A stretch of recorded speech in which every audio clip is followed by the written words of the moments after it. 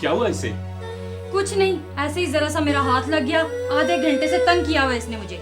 हाथ लगाने की जरूरत ही क्या थी? आप तो सारा दिन काम पे होते हैं, मैं अब घर के काम करूँ या इनको संभालूं?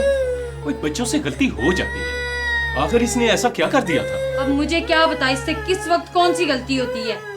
जब देखो घर में उद्दम मचाए रखते हैं, कभी कापी फाड़ दी, कभी गिलास तोड़ दिया। अब गुस्सा तो आ ही जाता है ना।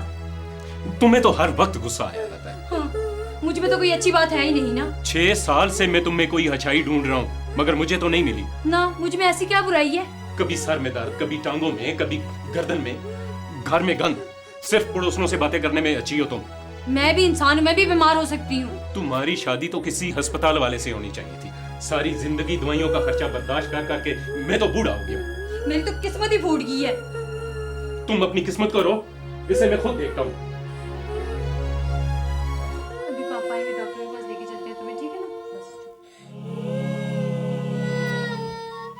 क्या हुआ है इसे?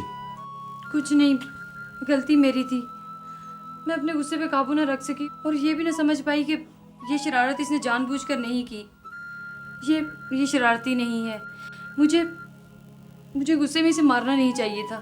बच्चों से गलती होती रहती है। शुक्र है आप ये फर्क जानती हैं, और ये कि बच्चे को गुस्से में मारना नहीं चाहिए।